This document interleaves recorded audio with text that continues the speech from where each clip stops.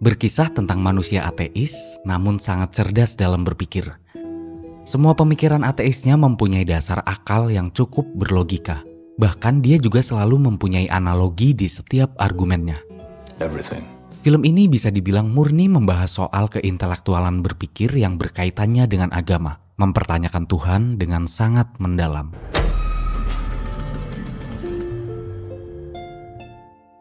Sebelum saya mulai, saya minta satu permintaan untuk kalian fokus, karena saya janji ini bukan film yang ringan. Fokus, selamat menikmati. Diperlihatkan dua wanita yang sedang duduk sambil memandang perbukitan. Namanya adalah Barnes dan Paxton. Mereka ini adalah suster atau birawati dari sebuah gereja. Mereka mempunyai sikap yang baik, santun, dan menghargai sesama. Hari itu dia mendapatkan tugas untuk datang ke salah satu rumah warga yang meminta penceramah gereja datang ke rumahnya guna meminta pencerahan terkait aturan agama. Pria itu adalah seorang ateis yang tidak mempercayai konsep ketuhanan dari tiga agama terbesar yaitu Islam, Kristen, dan Buddha. Akhirnya mereka berdua pun langsung mendatangi rumah pria itu menggunakan sepedanya. Dan dia mengamankan sepeda mereka di depan rumah pria itu dengan gembok berwarna merah. Setelahnya dia langsung mengetuk pintu rumah pria itu. Dengan ramah pria itu membuka pintunya. Dan pria ini bernama Mr. Reed. Karena sedang hujan, pria itu menawari mereka untuk masuk ke rumahnya.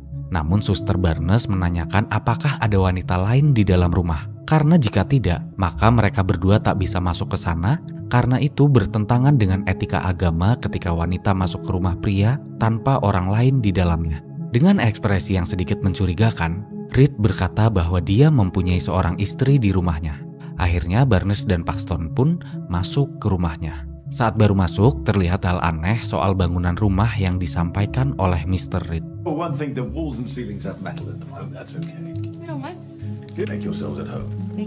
Mengetahui bangunan rumah itu menggunakan logam di dinding dan langit-langit, terlihat nampak tak bermasalah bagi mereka berdua.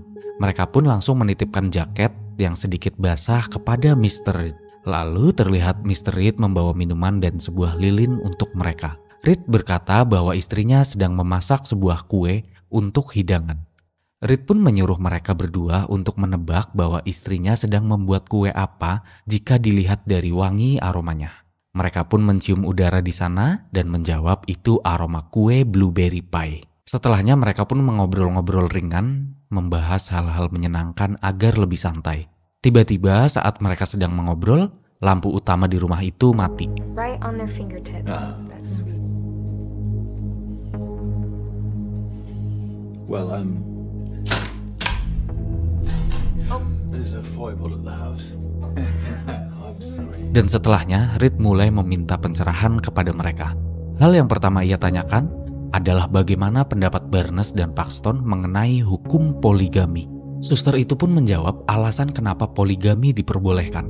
Pada zaman itu, poligami dilakukan karena setelah masa peperangan, mereka harus tetap menjaga keturunan sehingga memperbolehkan pria menikahi wanita secara jamak. Karena pada zaman dulu, banyak pertumpahan darah yang memungkinkan manusia bisa saja punah. Catatan guys, jadi poligami itu tidak hanya ada di Islam ya. Bahkan sebelum wahyu Al-Quran diturunkan, itu sudah ada pembahasan mengenai poligami. Oke lanjut. Suster Barnes kembali menjelaskan bahwa keadaannya pada saat itu poligami memang dibutuhkan. Salah satunya untuk menghindari zina dan lain sebagainya. Sehingga dibuatlah ayat oleh Tuhan yang diwahyukan kepada para nabi. Mungkin bagi orang modern, poligami tak masuk akal karena keadaan yang sudah berbeda. Namun Pak Tua menjawabnya tentang perasaannya yang khawatir bahwa ayat diperbolehkannya poligami itu bukan turun dari Tuhan sebagai wahyu. Tapi bisa saja ayat itu ditulis oleh Joseph Smith untuk melegalkan dirinya memuaskan nafsu sehingga dia bisa sah-sah saja menikahi banyak wanita. Buat yang gak tahu, Joseph Smith itu adalah tokoh besar pada zaman dulu yang perannya sebagai pimpinan dan memulai gerakan adanya gereja pada zaman akhir dahulu. Di situ Mr. Reed mencurigai tokoh Joseph Smith hanya mengaku-ngaku itu wahyu dari Tuhan, padahal dia merekayasa sendiri aturan tersebut agar dia bisa menikmati wanita lebih dari satu. Mr. Reed juga menanyakan apa yang bisa membuktikan bahwa pemikirannya salah. Suster Paxton pun menjawab bahwa semua agama mempunyai kepercayaan dan kemungkinan kebenaran yang berbeda di setiap kepala manusia. Setiap kepala berhak untuk percaya dan sebaliknya. Kadang manusia harus mengedepankan hatinya untuk mencapai sebuah keputusan kepada percaya atau tidak. We know it's true because of how it makes us feel. Bingo! Setelah satu obrolan pembuka yang cukup mengasihkan untuk diskusi, Suster Barnes sedikit khawatir kenapa istri Reed tidak selesai-selesai membuat kuenya. Barnes pun sedikit curiga dan meminta tolong agar bisa menyapa istrinya walaupun sebentar. Lalu Reed pun mengiyakan dan pergi ke belakang dan berkata akan memanggil istrinya. Namun Barnes yang merasa agak aneh dan curiga pun melihat sekeliling dan membalik lilin yang sudah mati. Let's just politely wrap this and head back.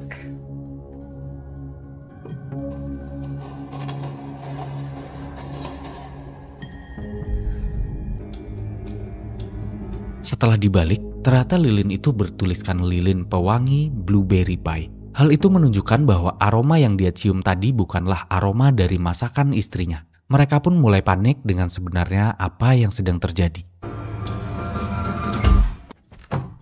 Come on through, she's eager to. Namun tiba-tiba Reed datang dan mengajak mereka ke belakang karena istrinya meminta untuk duduk di belakang. Tapi dua wanita yang masih mencurigainya berpikir berkali-kali untuk masuk ke ruang belakang. Mereka berpura-pura mendapat telepon dari orang gereja. One moment, Mr. Reed. A call from the Relief Society president. I'll wait on the other side. Thank you. Should we leave now? Reed pun berkata akan menunggu di ruang belakang selagi mereka menelpon. Mereka berencana untuk pergi saja dari rumah itu. Mereka pun berniat membuka pintu depan untuk pergi. Namun sebelum mereka membuka, dia teringat jaketnya ada di dalam dan kunci sepedanya juga ada di jaket. Mereka pun berpikir yang penting bisa keluar walaupun sepedanya harus ditinggalkan. Namun saat mencoba membuka, ternyata pintu itu terkunci. Kepanikan mereka pun bertambah besar dan Paxton mencoba menelpon bantuan namun tak ada sinyal. Akhirnya mau tak mau mereka pun masuk ke ruang belakang menemui Mr. Reed. Saat di ruang belakang mereka meminta izin dengan cara baik-baik kepadanya. Dengan sikap yang terlihat normal, Reed memperbolehkan mereka pulang dan memberitahu untuk mengambil jaketnya. Terlihat mereka memakai jaketnya dan Mr. Reed yang pergi sebentar. Namun saat Barnes mengecek kunci gemboknya, ternyata tak ada di jaketnya, tapi malahan ada di jaket Suster Paxton. Mereka pun mencurigai apa yang sebenarnya sedang terjadi. Saat Reed kembali datang, mereka meminta tolong untuk membukakan pintu depan. Namun Reed menjawab bahwa pintu itu terkunci menggunakan sistem waktu. Jika lupa mengaturnya, maka pintu hanya akan bisa dibuka setelah 24 jam. Karena Reed lupa mengaturnya, maka daripada mereka menunggu pintu depan, Reed menyarankan untuk keluar saja melalui pintu belakang. It won't open again till morning. If you are now, you'll have to exit through the back of my house. Namun mereka yang sangat takut meminta agar istrinya keluar dan menemani mereka keluar melalui pintu belakang. Lalu Mr. Reed malah mengatakan dia bersedia meminta istrinya untuk menemani mereka asalkan pertanyaannya dijawab. Mr. Reed menanyakan, masihkah mereka percaya bahwa istrinya ada di ruangan lain? Do you still believe that my wife is in the next room? If you still believe that she's in there, I'll go ask. What a lie. Karena mereka tak percaya, Reed pun tak memanggil istrinya. Dia juga mengatakan bahwa dia tahu kalau telepon dari gereja tadi hanyalah kebohongan. Reed menjelaskan bahwa saat pertama mereka masuk, Reed sudah mengatakan kalau semua tembok dan atap dilapisi oleh logam. Hal itu menunjukkan bahwa tak mungkin ada sinyal di rumah itu, maka tak mungkin juga mereka melakukan panggilan telepon. Barnes dan Paxton pun yang ketahuan berbohong, merasa sangat canggung dan semakin panik. Di sana terlihat tanpa basa-basi lagi, Barnes menanyakan pintu mana yang mengarah keluar rumah karena ada 2 pintu di hadapannya. Di sana terlihat Mr. Reed membebaskan mereka untuk memilih pintu itu. Lalu terlihat Barnes yang mengecek kedua pintu itu pun sangat terkejut.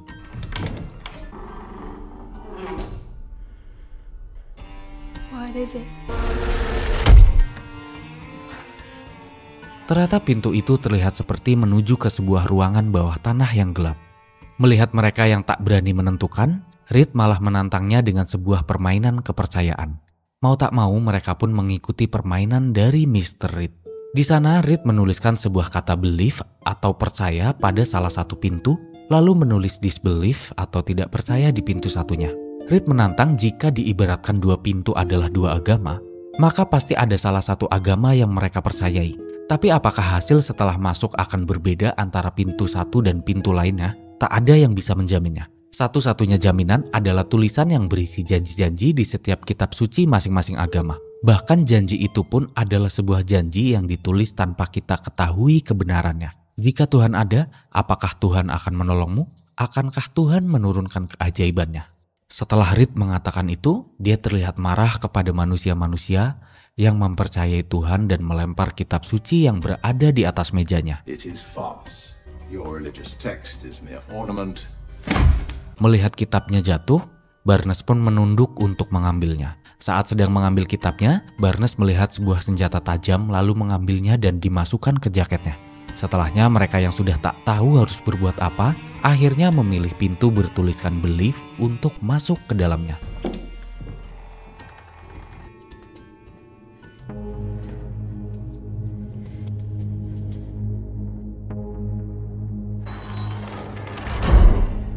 Setelah masuk, Reed menutup pintunya dan mengunci pintu itu. Ternyata di sana bukanlah pintu keluar, tapi cuma ruang bawah tanah dengan beberapa kursi dan meja dengan air yang selalu menetes. Mereka juga menyadari ada dua pintu di sana, yang menunjukkan bahwa pintu bertuliskan believe dan disbelieve ternyata sama saja. Mereka melihat lubang angin dan berusaha menggapainya dengan menata kursi dan meja untuk naik. Karena tak cukup tinggi untuk menggapainya, Barnes pun berpegangan ke sebuah kayu. Namun kayunya malah jatuh.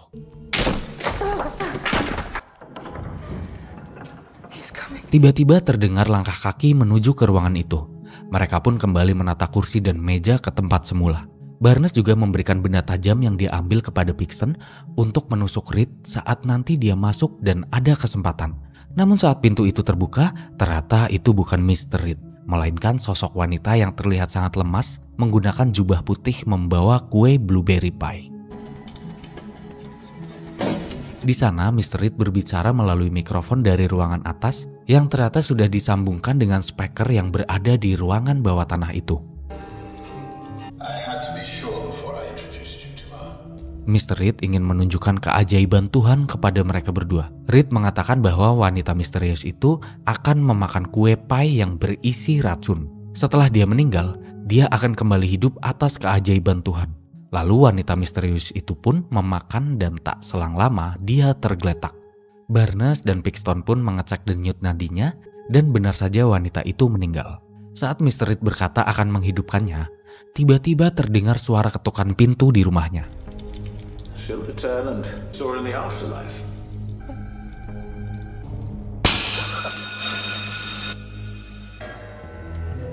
Kedua wanita yang menyadarinya langsung naik ke atas dan berteriak meminta tolong.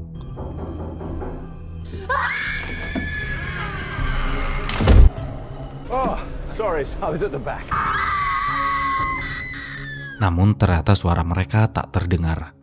Tapi mereka melihat ada sebuah korek api yang terlihat di atas karpet.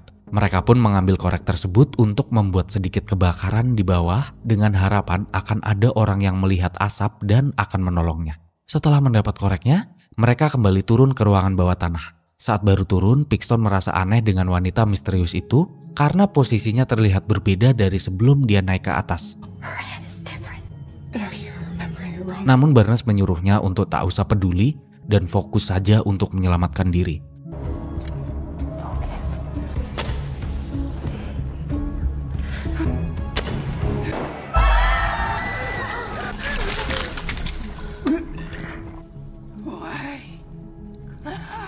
Rencana mereka untuk meminta bantuan pun gagal.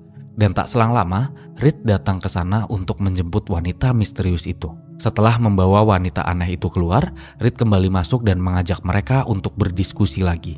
Saat sedang mendiskusikan soal kematian wanita yang misterius, Barnes dengan sengaja mengulur waktu dengan berkata tidak percaya dan menyatakan bahwa itu hanyalah sebuah trik sulap. Sambil mengejek trik murahannya, Pixton segera mengambil posisi dan akan menikam. Namun inilah yang terjadi. I'm not talking about a magic trick. We're talking about what? Ternyata Reed malah menikam Barnes terlebih dahulu. Pixton yang ketakutan pun lari ke atas. Di sini baru terlihat Reed yang ternyata adalah seorang psikopat ateis yang gila akan kepercayaan dan membenci semua orang yang berbeda pendapat dengannya. Dengan pintu yang terkunci, Pixton mau tak mau harus kembali turun. Di sini dia berpikir harus bisa tenang dan menggunakan kepalanya untuk berpikir jernih menghadapi psikopat. Saat dia turun, Reed menjanjikan bahwa dia bisa menghidupkan Barnes. Dia pun mencoba menghidupkannya kembali, namun dia gagal menghidupkannya. Reed beralasan pasti ada sesuatu dalam tubuh Barnes. Dia pun membuka bagian lengannya dengan menggunakan cutter, lalu mengambil sebuah besi di lengannya. Take a look. This is why she can't come back to us. She's not real. Dengan adanya batang logam di dalam, Mr. Reed mencoba membodohi Pixton dengan mengatakan bahwa Barnes bukan manusia asli. Lalu Mr. Reed memberikan logamnya sebagai bukti kepada Pixton dan menjelaskan sebuah teori bagaimana dia bisa menghidupkan wanita aneh yang meninggal sebelumnya.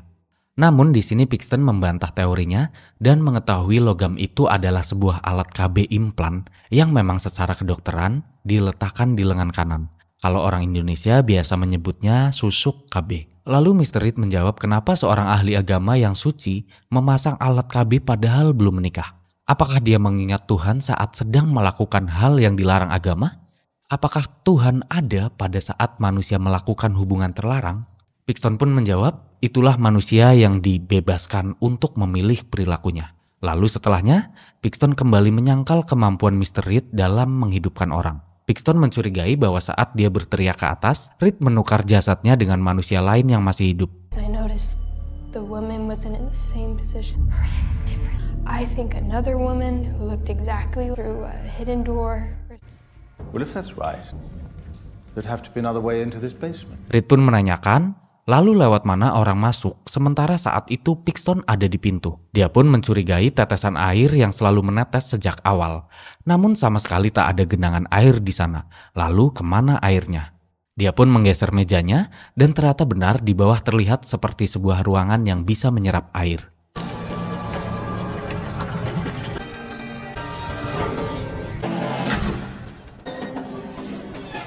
Setelahnya, Reed meminta Pixton untuk membuktikan apakah benar ada jasad di bawah. Pixton yang hampir frustasi pun tak peduli itu jebakan atau apapun.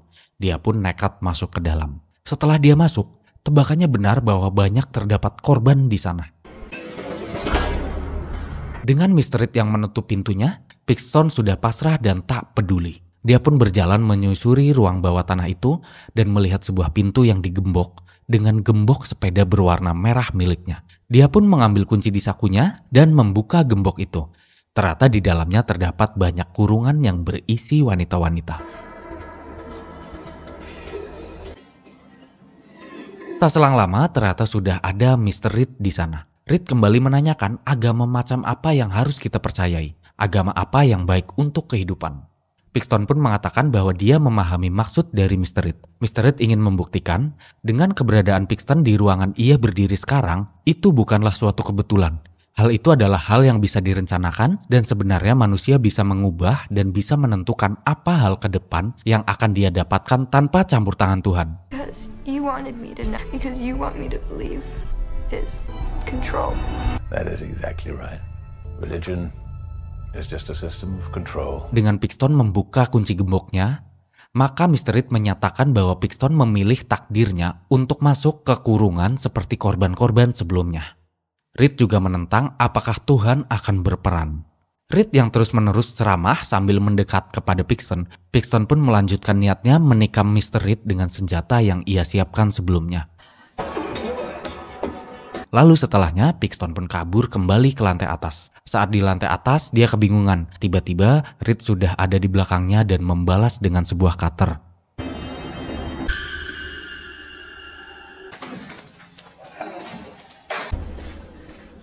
Mereka berdua pun terluka parah. Namun terlihat Reed yang masih punya sedikit tenaga dan bertanya apakah Tuhanmu akan membantu. Reed mendekati Pixton dan berencana akan mengakhiri hidupnya. Namun inilah yang terjadi.